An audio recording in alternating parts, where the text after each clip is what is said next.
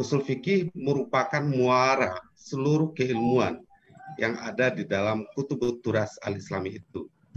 Pertama, hari ini kita mendengar isu bangsa itu adalah terkait dengan isu sertifikasi dai. Apakah dai itu mesti disertifikasi atau tidak? Sehingga ributnya bukan main. Kemudian yang kedua, isu profesionalisme dai. Yang ketiga, isu proporsional dan kebebasan pilihan di dalam bermazhab. Dan yang keempat adalah isu NKRI dalam hal berfatwa dan menetapkan hukum.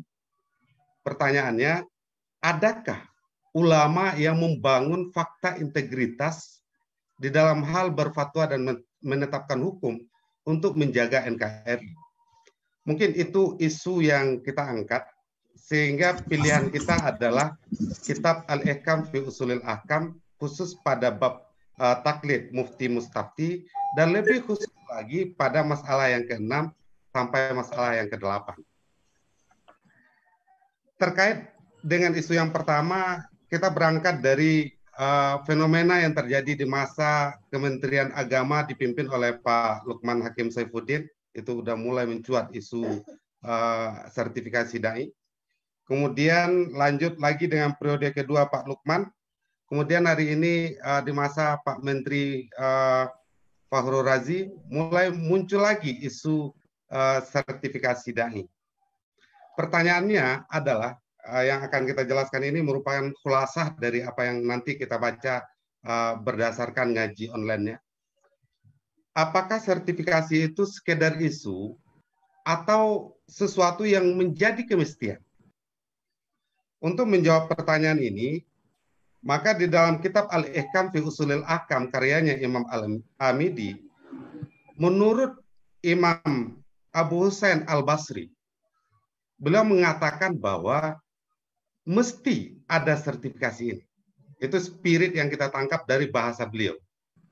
Malaisa bimujtahidin hal tajuzu lahu al-fatwa bimadhabi ghairihi minal mujtahidina. Kedua pendapat mengatakan tidak mesti, tapi fatwa yang disampaikan memiliki sanad dan periwayatan yang sikah. Nah, berangkat dua khilafiyah itu, kita dapat tarik kesimpulan pada prinsipnya dai mesti disertifikasi oleh ulama yang kompeten dalam hal itu. Itu untuk yang pertama. Yang kedua, apakah profesionalisme dai itu merupakan isu atau sebuah keniscayaan? Maka dalam hal ini dijelaskan di dalam kitab Al-Ihkam fi Usulil Ahkam bahwa seorang mufti atau dai tadi dia mesti wara, alim, dan mengamalkan agamanya. Yang kedua, mufti boleh memiliki sisi kekurangan selama posisinya berfatwa tentang suatu bidang, dia ahli di bidang itu. Nah, kalau dalam konteks yang seperti ini, kita ada dalilnya yang dijelaskan di dalam kitab Al-Ihkam itu, hadis Rasulullah, wa aqdakum aliyun wa afradakum Zaidun ibnu Sabit wa a'rafakum bil halali wal harami Mu'azun ibnu Jabalin. Nah, pertanyaan ketiga, apakah proporsionalitas dan kebebasan pilihan mazhab sekedar isu atau suatu kemestian?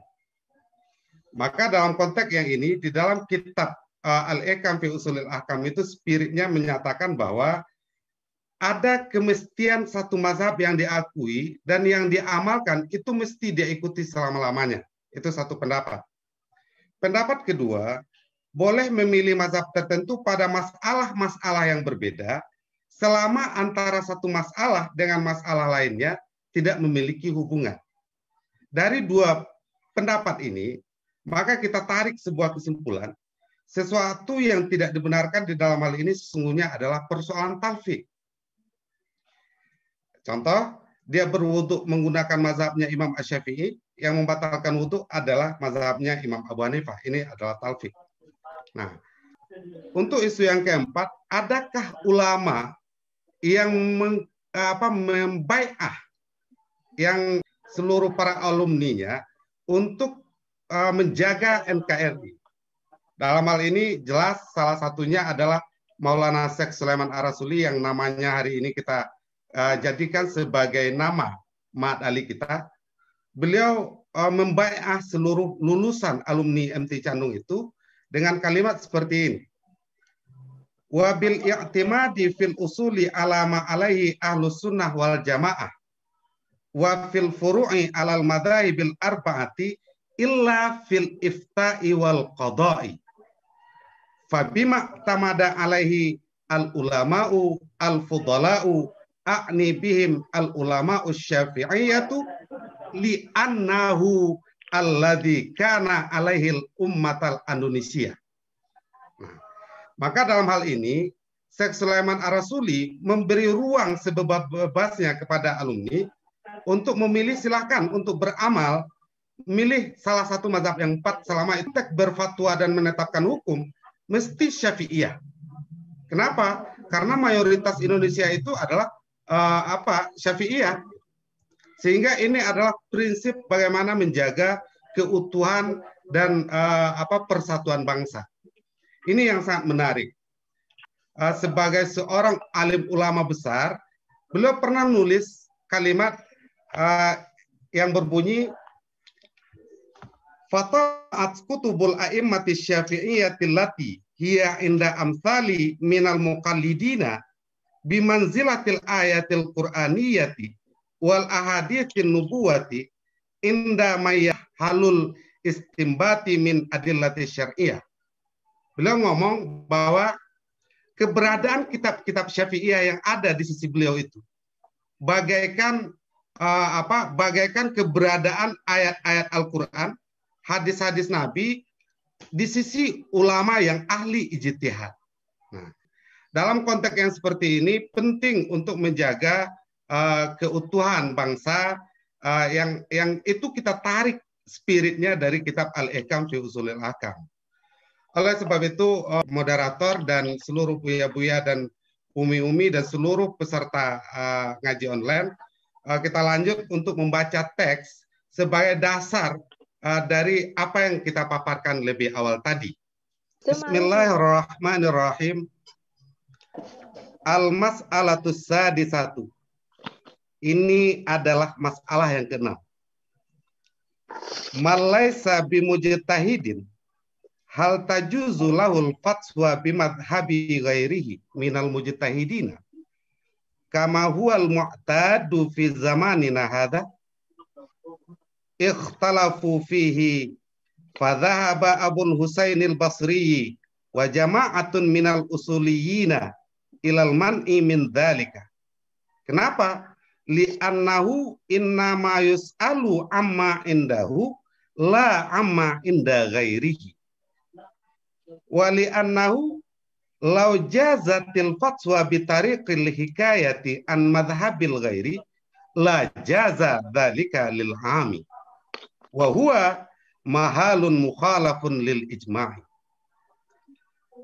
Wa minhum man jawazahu idza thabata dhalika indahu binaqli may yutaqu biqaulihi wal mukhtaru annahu idza kana mujtahidan fil madhhabi bihaitsu yakunu mutalli'an ala maqhidil mujtahidil mutlaqi alladhi yuqalliduhu wa huwa qadirun ala tafri'i ala qawaidi imamihi wa aqwalihi mutamakkinun minal farqi wal jam'i wan nazri wal munazarati fi dzalika. Kana lahul fatwa tamyizan lahu anil ami wa daliluhu inqita'ul ijma'i min ahli kulli asrin ala qabuli mithli hadzal naw'i minal fatwa. Wa in kana lam yakun kadzalika fala. Ini adalah masalah yang ke-6. Orang yang tiada dia seorang mujtahid, apakah boleh baginya orang itu berfatwa dengan mazhab yang lain dari mazhab mujtahid lainnya, sebagaimana kondisi itu terjadi di zaman hari ini? Berbeda pendapat para ulama tentang hal itu. tentang kebolehan itu. Maka berfatwa Imam Abu Husain Al-Basri dan satu jamaah dari pakar usul fiqh kepada terlarang dari demikian berfatwa di luar mazhab sendiri. Kenapa? Karena bahwa sesungguhnya pekerjaan hanya sesungguhnya ditanya dia orang tentang sesuatu yang ada di sisinya, bukan ditanya dari sesuatu yang ada di sisi orang lain. Dan karena bahwa sesungguhnya pekerjaan, jikalau bolehlah berfatwa dengan menggunakan metode hikayah dari mazhab yang lain, sungguh bolehlah demikian berfatwa itu bagi orang awam. Dan dianya berfatwa bagi orang awam itu adalah tempat yang khilafiyah, menyalahi bagi ijma'. Dan di antara mereka ulama adalah orang yang membolehkan dia orang akannya itu berfatwa, syarat apabila tetap di sisi orang itu apa yang akan difatwakan dengan cara perpindahan dari orang yang dipercayai dengan perkataannya orang. Secara teks bahasa Indonesianya, siapa saja yang bukan mujtahid, apakah dia boleh berfatwa dengan mengacu ke dalam mazhab mujtahid yang lain selain dari hasil ijtihad, hasil mazhab ijtihad mazhab yang dia ikuti dan dia amalkan selama ini.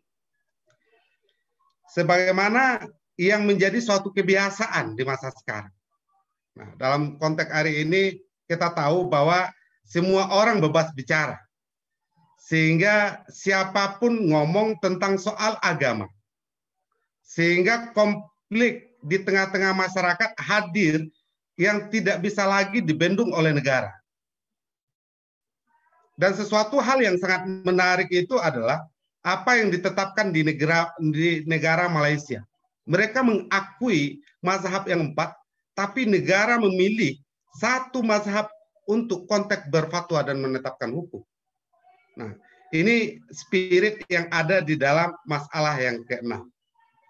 Ini mengingat waktu, kita lanjut ke masalah yang ke-7. Mohon lanjut. Al-mas'alatus sabi'ah. Ini adalah masalah yang ke-7. Idza hudditsat lil ami hadisatun wa aradal istifta'a an hukmiha fa imma ayyakuna fil baladi muftin wahidin au aktsar. Fa in kana al-awalu wajaba alaihi ruju'u ilaihi wal akhzu biqaulihi wa in kana tani faqad ikhtalafal usuliyun. Apabila disampaikan sebuah informasi hukum kepada masyarakat awam serta mereka menginginkan adanya fatwa tentang hukum tertentu, maka terkait hal ini ada kalanya di suatu kampung itu terdapat seorang mufti saja atau terdapat beberapa orang mufti. Jika terdapat di dalam kampung itu terdapat satu orang mufti, maka wajib untuk menanyai kepada mufti itu dan menerima seluruh fatwa yang disampaikan oleh mufti itu. Jika di kampung itu terdapat beberapa orang mufti, maka terjadi khilafiyah pendapat para ulama. Yang pertama, pendapat yang mengatakan bahwa tidak ada ruang untuk diberi pilih kecuali kepada mufti yang selama ini fatwanya diamalkan dan diakui oleh orang itu. Ini merupakan pendapat dari mazhab Imam Ahmad bin Hanbal, Imam Ibnu Suraj, dan Imam Kufal dari kalangan Imam Asy-Syafi'i, dan sekelompok ulama fikih dan pakar usul fikih. Nah, kenapa kondisinya seperti itu? Dalam konteks ini dijelaskan bahwa keberadaan seorang orang awam dengan banyaknya mufti yang ada, maka keberadaan orang awam itu mesti menentukan pilihan. Karena begitu dia harus menentukan pilihan, dia juga dituntut berijtihad untuk menentukan pilihan itu. Ketika dia dituntut untuk menentukan pilihan di antara mufti yang ada, maka dia akan terbebani lagi. Oleh sebab itu, maka dia dibuka ruang hanya untuk mengikuti mazhab yang telah dia akui dan yang telah dia amalkan selama ini.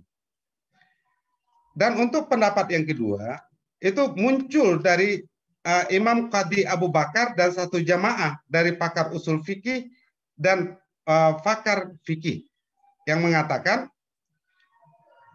diberi pilih bagi orang awam untuk menanyai siapa yang dia inginkan. Nah, dalam konteks ini dijelaskan bahwa akan ada sisi kurang dan lebih dari masing-masing ulama. Tapi dia mesti mencari ulama yang ahli di bidangnya tertentu. Dan inilah yang sangat menarik di Minangkabau dulunya.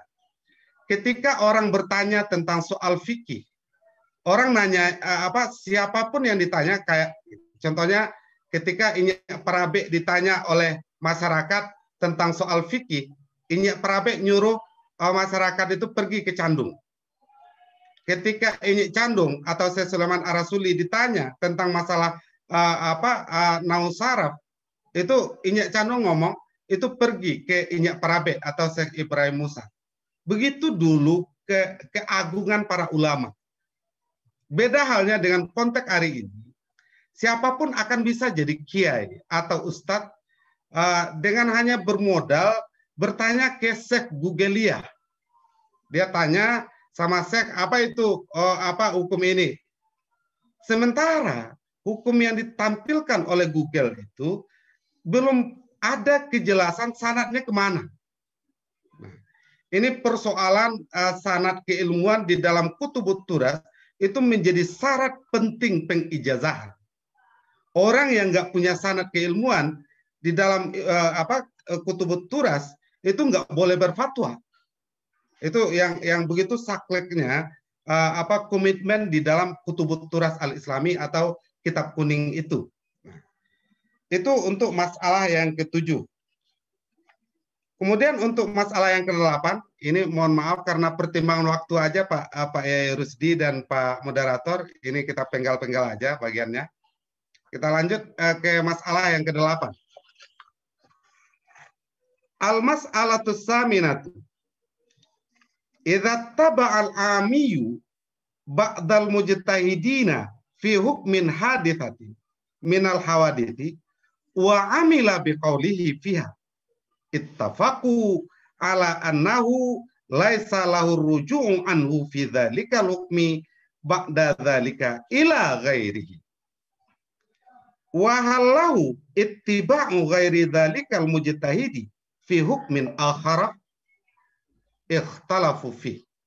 Nah, yang masalah yang ke-8 ini berbicara tentang ketika bagaimana orang awam ketika dia dihadapkan dengan masalah hukum yang baru atau masalah kontekstual hari ini. Dalam konteks yang seperti itu, dia mesti rujuk kepada apa yang telah ada di masa lalu. Ini yang anehnya konteks hari ini, kita agak sedikit merasa risih ketika orang berfatwa hukum untuk merayakan tahun baru Hijri Masehi itu haram. Justifikasi itu langsung lahir ketika di dalamnya ada ikhtilaf, di dalamnya ada pemujaan ini itu. Nah, ini ada persoalan proporsional sesungguhnya. Ada berbicara tentang ikhtilat, ulama masa lalu di dalam kutubut turas udah tuntas membahas tentang ikhtilat. Kenapa kita harus bikin hukum baru? Nah, ketika berbicara tentang pemujaan sesuatu, para ulama juga udah selesai untuk membahas tentang masalah pemujaan terhadap segala sesuatu. Jadi hadirnya kasus-kasus hari ini sesungguhnya udah terjawab sudah ketika kita memang murni untuk mendalami kutubut turas. Nah, itu dalam konteks proporsional. Kemudian pada kalimat terakhir, paragraf terakhir, wal mukhtaru innama huwa at-tafsilu wa huwa anna kulla mas'alatin min madhhabil awali ittasala amaluhu biha falaisa lahu taqlidul ghairi fiha wa man lam yattasil amaluhu biha fala mani'a minat tiba'i ghairihi fiha. Nah, dan pendapat yang dipilih dalam konteks proporsional bagi masyarakat awam tadi adalah persoalan, dan dianya adalah bahwa sesungguhnya tiap-tiap masalah dari mazhab yang pertama bersambungan amalan dengannya itu masalah yang pertama. Maka dalam konteks yang seperti ini, jika masalah pertama dan masalah kedua itu masih ada hubungannya, maka tidak ada ranah untuk taklid kepada mazhab yang lain pada masalah yang lain. Wa man lam yattasil amaluhu biha fala mani'a minat tiba'i ghairihi fiha. Dan jika tidak ada hubungan antara masalah yang pertama dengan masalah yang kedua, ya monggo silakan pilih salah satu mazhab yang lain ketika berbicara dengan masalah yang lain. Mungkin itu untuk antaran diskusi kita, Pak Moderator, dan terima kasih atas waktunya. Mungkin catatan akhir di dalam di dalam 3 masalah yang kita paparkan itu, masalah yang ke-6 sangat relevan ketika bicara tentang substansi sertifikasi dai. Masalah yang ke-7 itu sangat relevan dengan sikap profesionalisme sebagai seorang mubalik atau dai. Masalah yang ke-8 itu sangat relevan dengan persoalan sikap proporsional dan tidak memaksakan mazhab kepada orang lain yang sudah mengakui dan mengamalkan mazhab tertentu. Sehingga kita tidak main bid'ah gitu. Dan kata kunci terakhir, Maulana Syekh Sulaiman Ar-Rasuli adalah tokoh yang sangat mengunci persatuan dan kesatuan bangsa di dalam hal berfatwa dan menetapkan hukum mesti Syafi'iyah, menjaga NKRI. Terima kasih. Billahi taufik wal hidayah ila aqwamit thariq. Wassalamualaikum warahmatullahi wabarakatuh. Waalaikumsalam warahmatullahi wabarakatuh. Ini hari ini dapat luar biasa yang kedua kita dari narasumber kita, Pak Dr. Zulkifli ya. Masya Allah kedua-duanya. Saya kira Maulana Syekh Sulaiman Ar-Rasuli sebagaimana disampaikan memang memberikan kepada kita bahwa komitmen kebangsaan dan komitmen keagamaan itu ada dalam satu ikatan.